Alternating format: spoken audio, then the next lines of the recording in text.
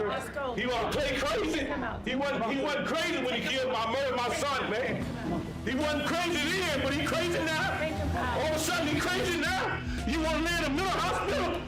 You done murdered my son, man, for nothing. When he was trying to get away from you. You were trying to get away from you, man. And you kept shooting him while his back was under the truck. You kept shooting him, man. You kept shooting him.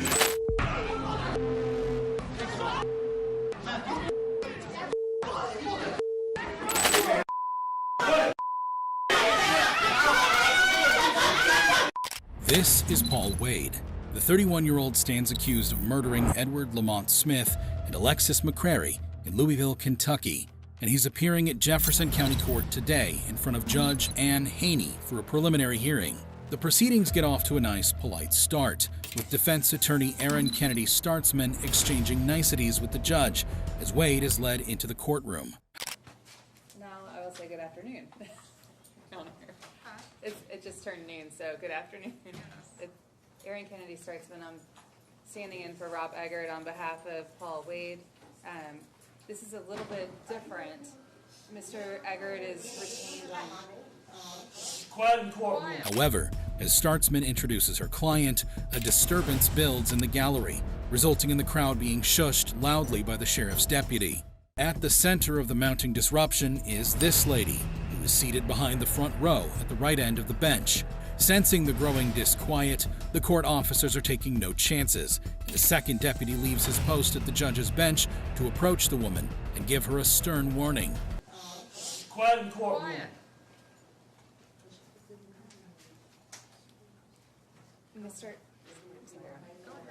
Mr. Eggert is retained on the 2 revocations. Despite this, the woman continues to grow more belligerent, and the judge pauses the proceedings as the deputy climbs the railings to get closer to her, telling her if there's one more outburst, she'll be out. But the judge has already seen enough, and she orders the lady out. Ma'am, you're going to have to leave the courtroom. We all family. Okay, y'all got to not talk. Okay. No talking in the courtroom. Yes, ma'am. That's all. Go ahead. Peace seems to be restored to the courtroom, and the rest of the hearing plays out smoothly. But as Wade is let out at the end, all hell breaks loose.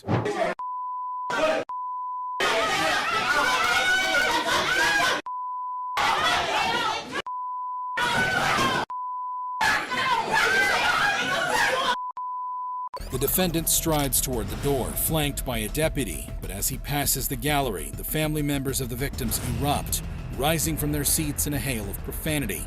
The second deputy runs toward them as they swarm around Wade.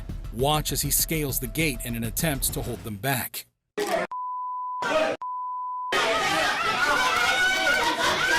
The camera view switches to Judge Haney, and though we can no longer see what's happening in the body of the courtroom, the judge's expression says it all. What's happening off camera here is that Wade is running toward the judge's bench, with one of the gallery members giving chase. Watch as Wade escapes through a door to the side of the judge, while his pursuer mounts the bench and jumps past Judge Haney, who somehow manages to keep her cool and remain seated.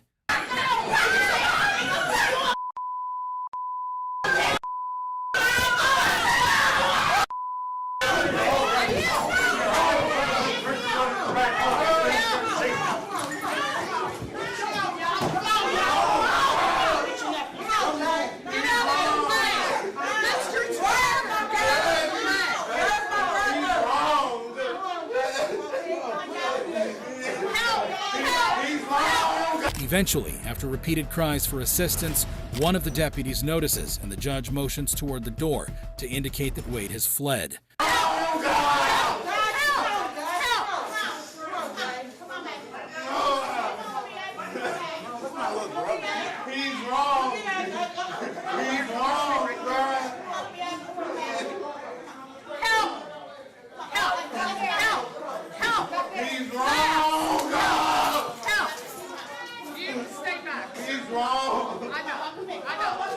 The chaos can be heard continuing out in the hall, where Wade is once again apprehended.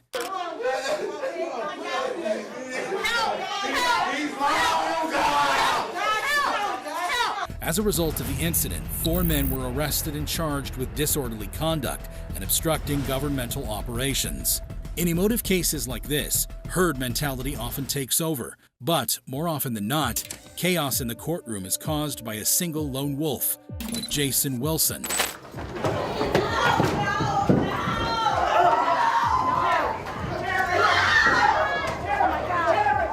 Wilson is in court to deliver a victim impact statement on the murder of his sister Misty after her husband, Tristan Lamoureux, pleaded guilty to the crime. Misty Lamoureux's body was found on the bathroom floor of the couple's apartment, having been shot 5 times in the head with a handgun. As Wilson passes through the gate and toward the podium, he shoots a long, hard stare at Lamoureux. He begins his statement before Judge G. Michael Westfall, but as he describes the impact that his sister's death had on his life, he grows overcome with emotion. Lamoureux is unfazed, continuing to rock in his chair as Wilson turns toward him to address him directly, asking him why he did it. And you won't believe what happens next.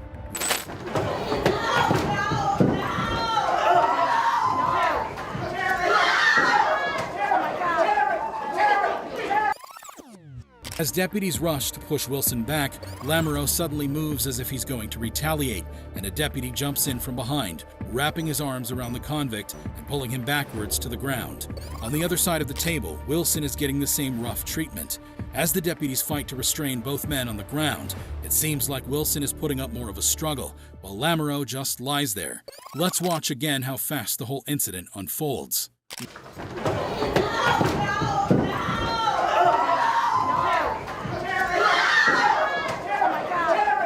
Wilson is eventually subdued and cuffed, and as the deputies pull him back to his feet, he apologizes profusely for his outburst. He is led from the courtroom, and despite Iron County Attorney Scott Garrett saying that he plans to charge Wilson with disorderly conduct, no charges are filed in the end. Tristan Lamoureux was sentenced to 15 years to life for the murder of Misty. Lashing out at the defendant in retaliation for the murder of a loved one is one of the most common reasons for physical altercations in the courtroom. But sometimes, on rare occasions, the aggressors end up protesting in favor of the person on trial, like in the case of Tracy Hunter.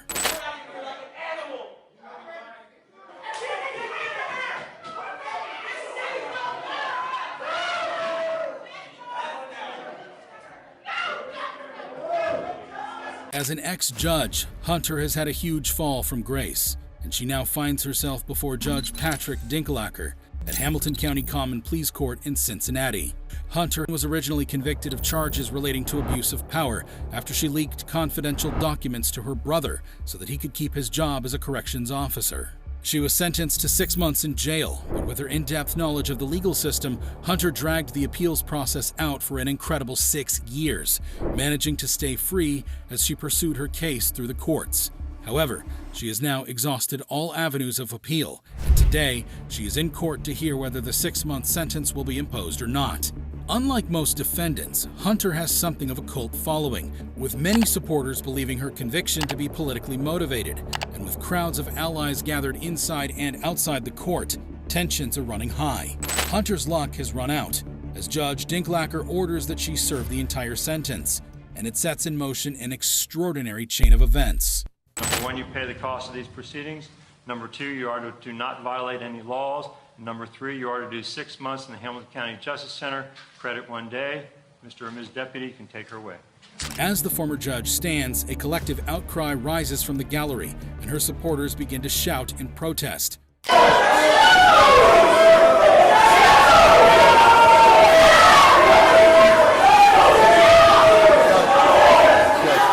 The deputies standing in the center aisle turn to the left, raising their arms to try to calm the crowd.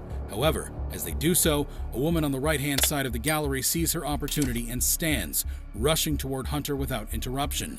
As she nears her destination, the deputy closest to the podium spots her and frantically moves to stop her. The rising tension suddenly boils over, and as one of the deputies moves to lead Hunter from the courtroom, she begins to struggle before going limp. By now, the gallery is in uproar, and supporters cry, "No justice," as the judge-turned-felon is dragged unceremoniously from the courtroom.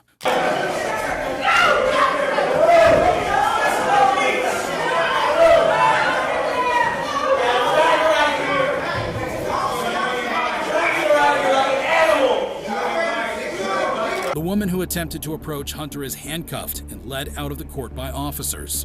The remainder of Hunter's supporters are still incensed as they exit the courtroom, and as a result, they rally outside the court building, chanting and marching. Hunter eventually serves just 3 months of her sentence before being released. Hunter's support came from the public, and though the courtroom drama was out of line, the ultimate intention was morally upstanding. But as we see in the next video, this isn't always the case. At the Marion County Judicial Center in Florida, Travis Davis has just been found guilty of first-degree murder, along with co-defendants Brandon Banks, Kelvin Grimmage, and Keila Richardson. The 4 men are facing life in prison for shooting homeowner Courtney London dead during a home robbery in Ocala. Tensions are running high after the delivery of the verdict, and due to the known volatile nature of the defendants, extra deputies have been drafted in to maintain control in the courtroom. As the judge proceeds with the hearing, he asks the prosecutor if they can go ahead with sentencing. Any legal reason we shouldn't proceed with sentencing today? And everything seems to be ticking along normally, but unbeknownst to everyone in the courtroom, things are about to take a shocking turn. Watch Davis closely. Just before the judge delivers the sentences, the deputy behind Davis grabs his hand in an attempt to cuff him. Davis is having none of it, and he quickly yanks his hand away. Sensing the danger, the deputy immediately reacts, wrapping his arms around Davis from behind, and that's when things really start to kick off. A second deputy rushes over towards Grimmage to cuff him, but as he leans across the table, Grimmage pulls back. Davis uses his body weight to throw himself down on the table in front of him, and Grimmage joins in on the action, grappling with the deputy as he throws punches, before being dragged to the ground.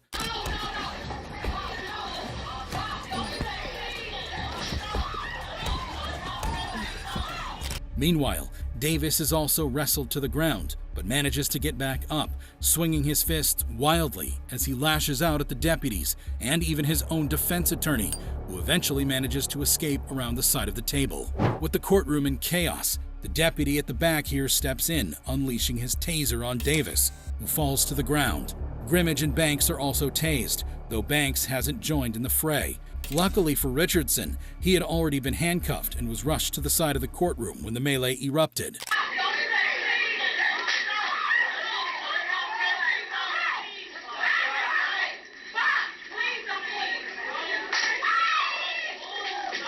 The public in the gallery are up in arms, and a deputy orders them out, but a number of them are reluctant to go.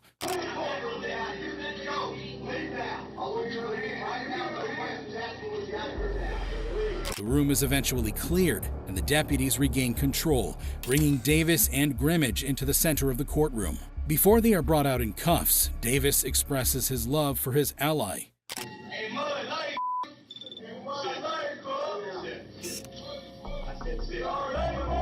Although they ultimately face no charges in relation to the brawl, all 4 defendants are sentenced to life without parole for the murder. In cases like this, the chaos ultimately has no bearing on the verdict or sentence. However, for Carl Williams, the whole outcome of his trial was changed after a courtroom drama.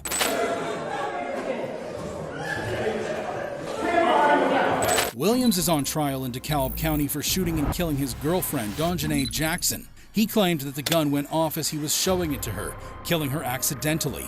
He can be seen here on the left wearing a black suit, beside his defense attorney who was dressed in white. Closing arguments have just finished, and the jury has exited the courtroom, while Williams stays behind speaking to his lawyer.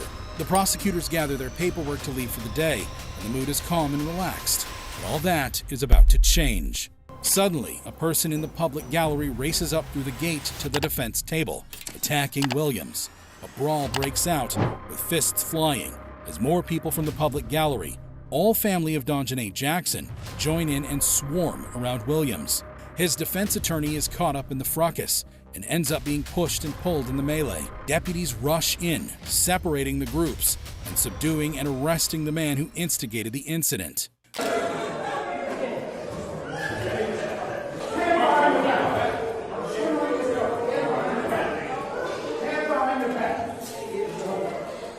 The jury, who are in an adjoining room, hear the entire commotion, and because of this, a mistrial is later granted to Williams. To date, no retrial has been brought before the courts. The attack on Williams was a physical one, designed to inflict as much damage as possible in a short space of time. However, as the next clip shows, sometimes all you need is a verbal altercation to cause chaos in the courtroom. Lucas Kendall is appearing at Miami-Dade Criminal Court for a pretrial hearing. The former bodybuilder is charged with killing Kejuan Bird and attempting to kill Michael Smathers outside a Miami strip club, where he was just about to start his shift as an armed security guard. Kendall claims that Bird and Smathers were sitting in a vehicle watching him menacingly, and alleges that when he went to grab something from his own car, the two men jumped from their truck simultaneously, shouting that they were going to kill him. Kendall pulled out his Glock and began shooting, killing Bird and paralyzing Smathers. It transpired that neither man was armed, and Smathers later denied that any words were spoken to Kendall. While in jail, Kendall has been diagnosed with a number of mental disorders, and today's hearing is to determine his competency to stand trial, among other things. Kejuan Bird's family and friends are in court today, including his distraught father, Donald. The hearing starts off on an even keel, with the judge establishing competency. They then move on to the matter of where Kendall should be detained. And then the issue is that you want him housed where? At the same facility he's been housed. In order to prevent him from decompensating? Yes, Your Honor. He eventually decompensated to the point where he was sitting in a fetal position, naked, not eating, and not interacting with any human being. While undergoing psychiatric evaluation and treatment, he was moved from jail to a mental hospital, and his attorney is arguing that he should now be returned to the hospital instead of jail. In the public gallery, Donald Bird is growing increasingly angry with the discussion, and it's all about to boil over as he loses control. He need to go to prison, man. Come on, sir. He want to play crazy. He wasn't crazy when he killed my son, man. He wasn't crazy then, but he crazy now. All of a sudden he crazy now. You want to lay in a mental hospital? You don't murder my son, man, for nothing. When he was trying to get away from you, you were trying to get away from you, man. And you kept shooting him while his back was under the truck. You kept shooting him, man. You kept shooting him. His back was tight to you, man. He was trying to get away from you, and you murdered him, man, like you murdered him, man, like that. Eventually, they manage to coax the devastated man out of the courtroom as he continues to cry out. Kendall seems unfazed by the whole event, calmly looking on as Donald is carried out of the courtroom. He was eventually convicted of second-degree murder and attempted second-degree murder, and was sentenced to life in prison. No charges were brought against Donald for his outburst in court. Like in the case of Bird, most court disturbances happen inside the courtroom while emotions are running high. However, some more volatile convicts don't even make it to their trial before all hell breaks loose. And nobody knows this better than Kevin Lyons. 23-year-old Lyons is safely confined in a holding cell at Chandler Municipal Court, waiting to be brought in front of the judge after officers in Buckeye pulled him over for a traffic stop and found that he had an outstanding warrant for DUI in Chandler. Despite his youth, Lyons has a propensity for violence against authority figures, which is unfortunate for the detention officers, as they seem to have strayed from normal conventions by cuffing his hands at the front instead of the back. Lyons exits the cell calmly, being led at the elbow by the male officer. But as the deputy nudges him along, the situation suddenly turns.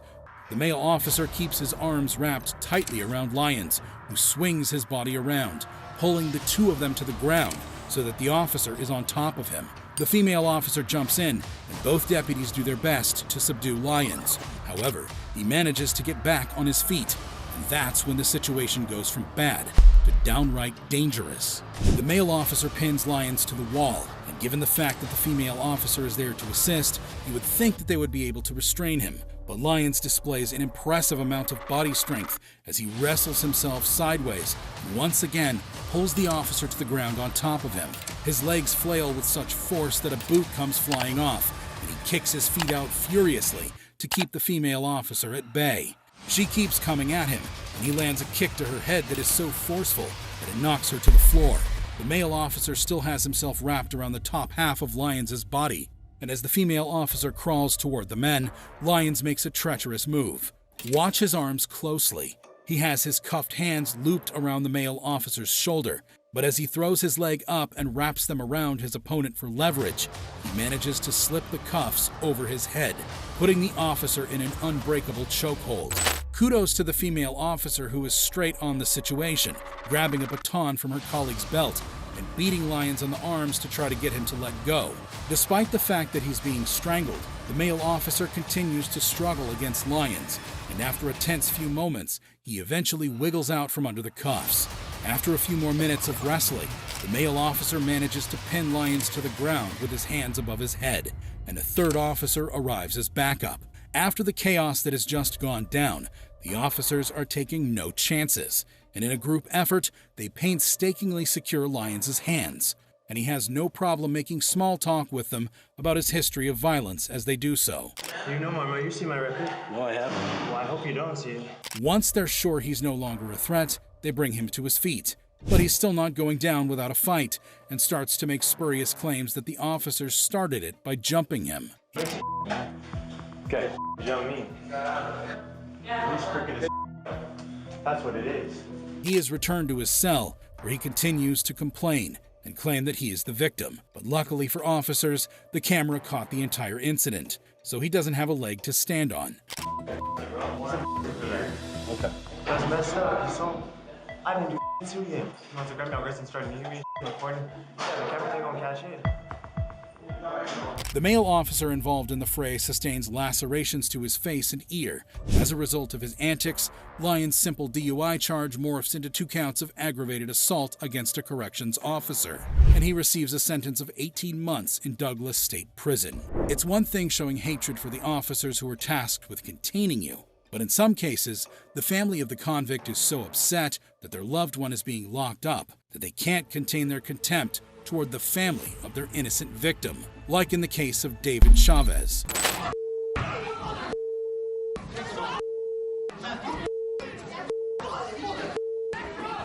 Chavez has just been found guilty of the murder of 6-year-old Jasmine Garcia in Las Vegas.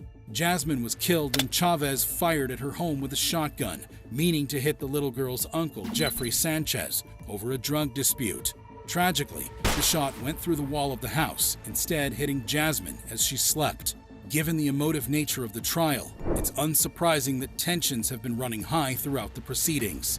The atmosphere continues to build as Jasmine's family read their impact statements to the judge, and it's about to blow like a pressure cooker. Watch me receive high school and college diplomas. They will not get to dance at my wedding. Sentence you to the maximum allowed by law, 15 years incarceration. Moments after the judge hands down the maximum sentence of 15 years, the defendant's family can be heard crying out in protest. No, Your Honor. Thank you. No, Your Honor. The hearing concludes, but the Chavez family continues to grow more unruly, and a deputy starts to escort them out. The woman in the black shirt here is Chavez's mother, and as the officer pushes her from the courtroom, she turns and directly addresses the intended target of her son, Jeffrey Sanchez, telling him that it's his fault.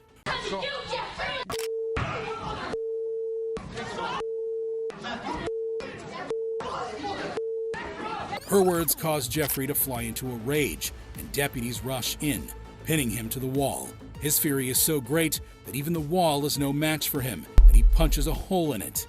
He's eventually subdued and led from the court, and in the aftermath, Jasmine's grandfather complains about the conduct of the Chavez family. Get it to their head that they found him guilty. We're never gonna see her again. At least they have him. What more do they want from us? What do they need? They need another killing? Do you think this is the end of it? No, I don't. I don't. It is not known if any charges were brought in relation to the disturbance, but the Sanchez family say they are happy that Chavez got the maximum sentence possible for his actions.